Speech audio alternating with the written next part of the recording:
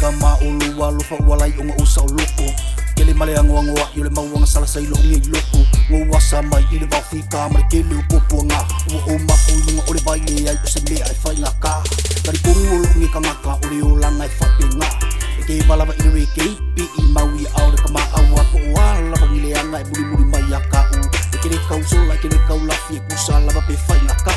Ai lale me mali ole me mua awa ke enga Muska I o makua mse kau kipi fa alonka fa alo di au makua loko alo fa mau awa alo sa aya fakia I mo ole ava ile au nga unga eko fo I fa masa ni lo I so ole basa ala ngonga lo vai ya efsili ya mua mai Fasa o mai alo so di po sa ngi lo fai ba ile ma ngai yo nga o la ngai fa kai ka ngi lo la yai ngai fa nga tape ase se lo na fai nga wona se fo tu nga mo o la sa mo ana wo fi mai o tu nga le manui uta wa wai ila nga lo ai le tu si pa I tu ole mi wa le fa ma walunga if you love if I le ai ma so na I unga mati mo ma polonga la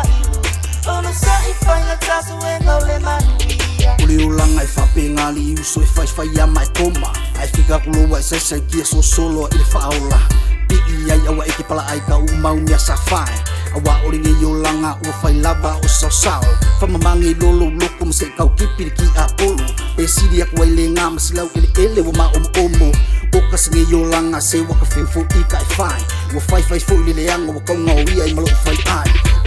Fai nga tape ase se lo na fai nga Wona se fo tu nga mo o la sa mo ana Wo fi mai o tu nga le manui Uta wa wai ina nga lo ai le tu si pa I Tu I ole mi wa le fa ma walunga If you love her if I le ai ma so na I unga Mati ma polonga la ilu Ono sa I fai nga tasu e ngau le manuia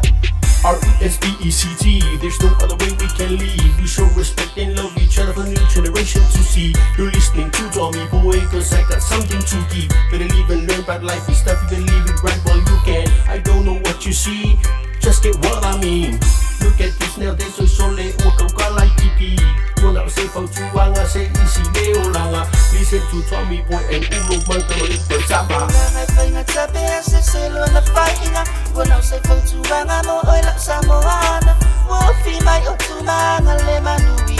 Uta wa wai ina nga lo ai le tu si pa I Tu I ole mi wa le fa ma walunga If you love her if I le ai ma so na I unga Mati ma polonga la ilu Ono sa I fai nga tasu e ngau le manui